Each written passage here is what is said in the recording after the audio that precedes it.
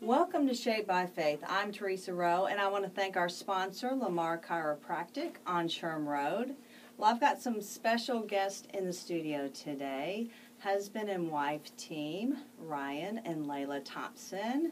They are missionaries in Thailand, and they have a ministry called Casting a Net Ministry, and I want you to check them out on their Facebook page. They've got some awesome things going on within their ministry. They are home in Kentucky visiting family and friends, and Layla is my daughter, and Ryan is my son-in-law, and you've got to check out the exercise video that they did out in the lobby with their new baby boy, Casey Adler, 4 months old. It's an awesome little exercise segment, so check it out. Well, it's been over a year since we've been on Shaped by Faith together, and I'm so excited you're both here. So I just want to hear about what's going on, Ryan and Layla, with what you're doing over there and all the work you're doing with Life Impact International through Casting a Net Ministries. So last time you were here, you had been over there, how long, Ryan? For about a year and 2 months. A year and 2 months. So how long have you been over there so far? 2.5 years total. Okay, 2.5 years. Okay, so since that time you've been blessed with having another beautiful baby boy, Casey Adler, who made his video debut today. So I wanted to ask both of you, how was that experience having a child in Thailand? Well, it was definitely a surprise in that, we're living in a very small town, and the options for medical care they don't compare to what we're used to here. So we actually went 6 hours through the mountains to Bangkok to have our little boy there, and it was actually a fantastic experience. God just knew what He knows what He has planned, and it's awesome to see. Like, we could have walked in fear and been scared that it wasn't going to work out and that he wouldn't be healthy, but we went there, and it was an amazing experience. It was different from what we had here, but in some ways even better, and He took care of us. So you guys had to go over there a little bit early, right, to make sure you were there before baby came. So how long were you actually over there before you delivered the baby?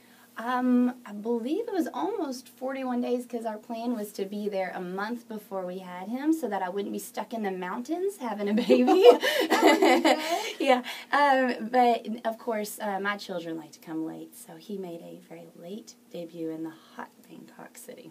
Gotcha. So, Ryan, this entire time you're over there with Layla, you're used to, just getting out and about on the land and working on the land and just basically running things over there where you're at. So what did you do the entire time you were there so early?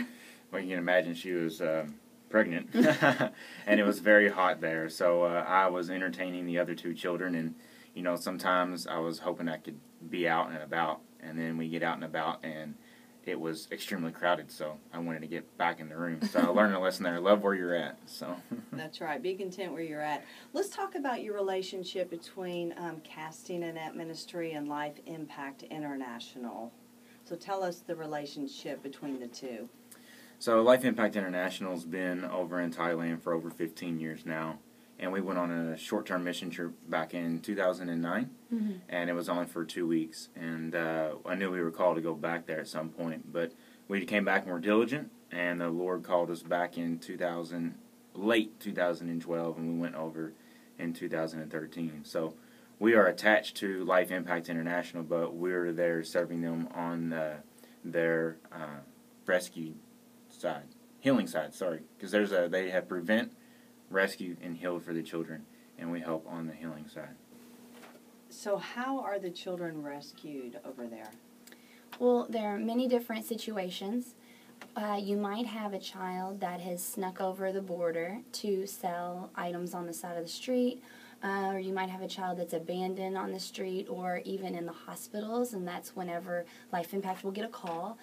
We also, like Ryan said, Life Impact does prevention, rescuing, and healing. And so our prevention program supports different families around the town that are in dire need of food, clothing, shelter, and things like that. And they're supported so that they do not feel like they have to sell their child down to Bangkok to work in child labor. and things like that. But there are cases where you'll find out a child's abused and they have nowhere to go, and then they'll turn to us. What are the living conditions and the economy in Thailand, where you both are located, Ryan? So it's definitely not like the States, of course. The living conditions are hot all year round. The coldest it gets is about 60 degrees. But it's third world. They're kind of developing a little bit, but things are a lot cheaper. That's a bonus. But so for the economy, it's kind of rolling the king over there, really, for our town, wanting to make it bigger. So our town has been growing because of the ASEAN that's going on and different things. But the living conditions are hot but tolerable. What about the religion over there? What is that like? It's predominantly Buddhist. It's like 98% Buddhist. Okay, let's really get into what your purpose is over there, Ryan, since you've got the mic. So you were called by God. You were led by Him to go over there. So what are you doing over there? So I have several responsibilities, but one of my main ones is to watch over the building projects. So Layla designs and the blueprints for all the houses and buildings, and I oversee the installation to make sure that they're built to specifications. But I also disciple the men and the boys that come over there. It's very the culture is very segregated as far as women are with women and men are with men. So I only disciple the boys, the teens, and the fathers, and make sure that the land is maintained and all the houses that are already built. So what is your degree? My degree is in horticulture. So we also do some farming to help provide food for the families that are there. We grow everything from corn to potatoes to chilies, things that are in their diet. When you first moved over there, like, where did you even begin? I mean, did God give you that master plan, like, this is where you're going to start, or where did you start? Sure, it just literally started from ground zero. I had no given plan for where we were headed on my end as far as like the land, but the leaders over there gave me vision and insight of where they wanted it to go. So it just started. I knew no language, so I had to learn the language and start moving up from there. And it's difficult because they speak 3 or more languages on the land, so it's trying to communicate with them. And then just started cleaning up the land and started moving forward. And then we started taking on the task of designing and overseeing the houses. How many men help you with the work on the land? There's about 15 men that are there every day. So you've actually learned some of their language so you can communicate with them? Or do you do hand gestures, or how does that work? Yeah, at first it's kind of a gray area. You kind of hopefully understand one another. You know, we have communication in English and we get confused with one another a lot. So True. Not being able to speak the language is a whole other level, and then everybody speaks at least 2. So yeah, hand gestures a lot, but then yeah, I've learned some Thai and a little bit of Burmese and Korean also. Do you find people friendly over there, or are they more closed up, or are they open with each other? Sometimes too friendly. They like to try to take the kids out of your hand. No. When you're at restaurants, they want to take them back to where they're cooking. It's like, no. Because they're beautiful. No. Yeah, they're white skin. They love white skin. Yeah, Oh, goodness. They're always trying to whiten their skin, so when they see our little pale skin, blonde children, they're like magnets. We're going to take a break, and I want to hear more about that when we return, okay? Stay tuned. Welcome back to Shaped by Faith. Well, I've got some awesome guests in the studio, husband and wife team, Ryan and Layla Thompson from Casting and Net Ministry. They're both missionaries over there in Thailand. And the first segment, Ryan was really talking about the vision that God gave him to go to Thailand and to help on the land and to help build the homes. And then we started talking with Layla a little bit. And so when we ended, Layla, you were talking about how people like to take your children and show them off, right? Yes, they love them. They're little foreigners, blonde-haired beauties. And so men and women alike will come up and they'll pinch them, and, squeeze them, and they tickle. They're just excited to see them. And I think that my middle child has maybe had a little bit, enough of that. So he started roaring at them. Yes, roaring at them. And I have to tell you, it's a little bit hilarious, but I also have to be like, don't do that. Well, let's talk about what you do over there, Layla. I mean, obviously, you've got a huge responsibility. You're a mommy. You've got 3 beautiful boys. So, obviously, you take care of them on a daily basis, along with Ryan. He does the same thing. Mm-hmm. But you are definitely called as well to go over there and partner with your husband to go over there. So, what is your responsibilities as a missionary? Well, initially when we were called, I really didn't have any clue how I was going to be able to serve. We knew exactly what Ryan was going to do. They'd been praying for someone to take over his responsibility, someone in horticulture that had those skills. But by the time I got over there was a humongous list of to-dos for me. So, even though I didn't know, God had it all planned out, and I started working on painting murals and teaching worship dances to our teen girls because they go out on outreaches to share the gospel. And, through dance and through song, we can really reach people in a simple way that maybe don't have the education that to understand more complicated stories. So it helps them. And then it quickly moved into design houses and then the blueprints. Wow. And I know, it was just one thing after another, so it's been really awesome to see. I didn't know, but he knew exactly. But you trusted. Yes, I walk in went. faith. That is a gift that I have, is walk in faith. It will work out. You've got a large faith. Well, obviously your kiddos are adjusted and they're fitting in, but I was going to ask with Declan, who's your oldest, how does he fit in with the other children, and does he attend school there, and how does that work? Yes, in the beginning he would go to our daycare that is situated on the land, but now that he's a little bit older, I was just praying, what are we going to do about his education, because really the education in at least our area of Thailand is subpar. It's just not what I would want for my child, and I prayed about it, and we have been blessed with another Owensboro native, Miss Catherine Duker, and she goes to our church, and she has come over now. She's on her 2nd year of interning, and she's teaching our son and several other foreigners' children over there, and it's been a blessing tremendously. Wow. Are there other missionaries, and how many that are connected with Life Impact International over there? There are 5 other full-time missionaries, and we have 2 interns right now that are over for long periods of time. Do you need other people there helping? Yes, there's always a need for people to come and help, if it's short-term or long-term. The need is, the demand is greater than what can be fulfilled. So.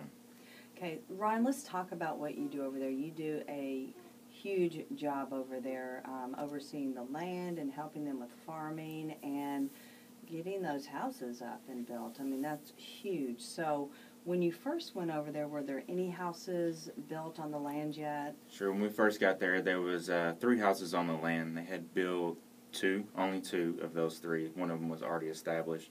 And then in the last 2.5 years, we've completed 7 houses. Wow. And we have 2 under construction right now. And in the next 12 months, we estimate that another 4 will be complete, a worship center and a rec center. That is huge. So regarding the houses, who goes in the houses? I mean, who gets to stay in the homes? So there's several house parents and children that are already rescued. We were more or less busting out the seams a little bit. Mm-hmm. So all the houses that have been built now have helped disperse the people because they were in other homes and they weren't all together on the land. And we still have a couple more that we're going to bring over. But the other houses that are going to be going up too are going to be for the future kids, for the future parents that will be coming in. Now, who pays for the expenses of the homes? They have to be quite expensive, I would think. Sure. There's the donors that will donate money to go towards the houses. Mm-hmm. A lot of times people donate for the whole house or a part of the house. And then once the money is there to build an entire home, then we move forward and start breaking ground. Okay, when you talk about building a home, are you physically doing the manual labor that it takes to build the home along with the other men? Sure. My team does not build the houses. We hire a separate contractor that comes in to build the houses. He's registered there, and there's engineering drawings that go along with it, and it's rebar, it's cement. Even the walls are made out of cement. The roof is metal, so it's not like a bamboo house. It's a very solid structure. It's there. It'll last. So what are your visions for the future of the land? Because how many acres do you have right now currently? There's about 25 acres on the land. There's roughly 1,000 fruit trees there. So we've done a master plan, and we've had a team from Singapore help us out with that. They do really good with water. And there's going to be a total of about 22 houses on the land. So where do you two live? We live in town, a little ways away, not too far from the land. Okay. Let me ask you, okay, you talked about the religion is Buddhist, right? Yes. So how do you share the gospel of Jesus Christ with others and maybe the workers on the land and just other people in general that aren't Christians? Okay, our main job would be to help disciple our children and parents, and so we're helping to equip them to be able to go out and reach those that speak the same language as them. God really gave a word over these rescued children. He said they're going to reach far more people than you could ever reach. And so these kids go out like weekly, monthly, different outreaches into the slums and into the dump where people are just squatting and living, and they're bringing hope. They're bringing a future in Jesus Christ. So they will share their own testimonies, which some of them are just completely heartbreaking. But they share their testimony and how they've grown since they met Jesus and he lives in them, and they'll share dances and songs, and they'll do dramas, and so the kids are just changing their communities and their villages. They're world changers. You're absolutely correct, and they're paying it forward from what they've learned from all of you. Let's talk about the greatest needs that you have and the greatest needs that the children may have that are there. So what do you guys need, and how do we get that to you? So the greatest needs is obviously going to be first prayer. But outside of that, the other needs are, they really vary because it's such a broad task that we're accomplishing. But we've had people make blankets or things like that where they were brought over, although it doesn't get too cold. They can use those whenever it's cold for them. It's only about 60 degrees, but anyway. But as far as like getting things to us, it's really difficult because we have to pay the same price again if it comes across through customs. So we've had a couple of things brought over in suitcases, 50 pounds at a time. But the two greatest impacts are going to be prayer, and they're going to be financially giving, because we can make a bigger impact purchasing things there, because again, we have to pay for it again when it comes over. How do you financially support yourselves as missionaries? How does that work? So we go around and we speak to different churches and different events, and as people are led, they give, and that's how we raise our money and our support to stay over there. So are you available for speaking to any churches here or any groups of people while you're here in Kentucky? Yes, we are. We're available, and you can contact us on Facebook or our website for that. Okay, so Facebook, the Casting Annette Facebook? Yes. Okay. So what churches are you speaking at currently while you're in so far? We have Third Baptist Church, which we're going to soon, and then Walnut Memorial and River City Church, and then we have a couple more on the list. Okay, with only like 30 seconds left, tell me what's the most rewarding thing you've learned out of all of this experience? Patience. That's good. That was quick too, Layla. I love that. What about you? I almost had a blank stare for a minute. I know. He just threw patience out. Just to trust in God, to walk in faith. He's the master builder. He's the master planner, and He's got it all worked out. We just have to believe that, and walk in faith, and it's going to work out. He'll use us if we're willing.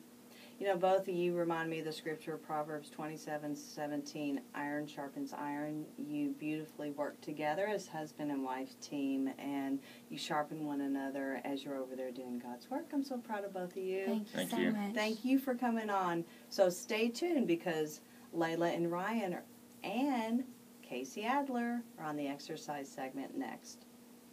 Welcome back to Shaped by Faith. Well, this is the exercise segment. I'm so excited because Layla and Ryan Thompson and their 4-month-old baby, Casey Adler, did a very simple exercise that you can do with your baby or with your child, right? Yes. Now, tell me how much Casey Adler weighs again. He's 16.2. Okay, 16.2 pounds. He's 4 months. So here's what we did.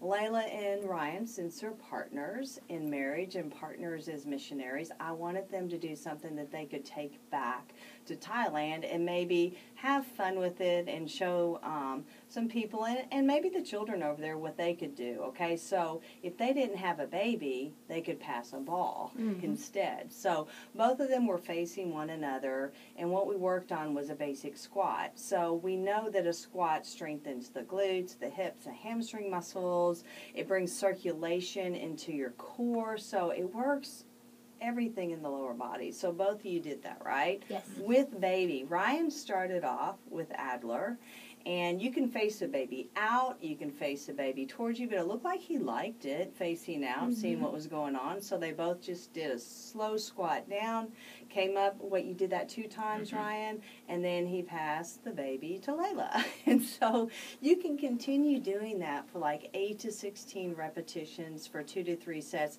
This is just a great way to bring fitness into your family, to make it fun, and just to show the other kiddos, like Declan and Bellamy, they could also face one another, or you could do that with them, although Declan is 5 years old. Yes, oh my. He's getting tall. So his weight might be a bit much to pass back and forth, but you could possibly do that with Bellamy, just pass back and forth. So you're working your shoulders as well and your upper body, and it works on your core. So what did you guys think about the exercise? Well, I thought it was fun. Our child was enjoying it, so it made it more fun for us, and then it wouldn't feel like a struggle. You'd be enjoying it and laughing through it. And Ryan, what about you? I was really done after 2, to be honest. But you exercise all day long, don't you? but no, it was really good, and it was fun to see Adler laughing and kicking and squealing. And it's just a fun way to introduce exercise and not really call it exercise to your kiddos, like we're just going to be active and have fun and do this. Again, if you don't have a baby, you can use just a child's play ball or something else just to kind of pass back and forth and actually throw it. Kids actually love that, and they could launch the ball at one another like dodgeball. I'm just kidding. I'm kidding. But let's talk about, we've got like a minute left, let's talk about the Casting a Net ministry again. And Ryan and Layla, where can we find you online? You can find us online at castinganet.org. Okay. And Facebook? Yes, Casting a Net is also on Facebook. Okay. And before we leave, I want you just to tell the listeners anything you want about casting a net or being a missionary over there in Thailand, just on the spot. Well, that's a difficult question. Missionary life is great for us. You know, a lot of people come up and they say, you know, I wish I could do that. But honestly, it's what God's called you to do. What has God called you to do? He's called us to be missionaries, you know. And it's not all flowery. You know, you're over in a third world country. Satan doesn't want you there. He attacks you. But if you're doing what God wants you to do, that's really where you're supposed to be. You're supposed to be under the grace of God. So just go after what God's called you to do. Absolutely. That was perfect. Maybe you're an evangelist, Ryan. Okay. For more Shaped by Faith, go to WOMIOwensboro.com or shapebyfaith.com. Bye.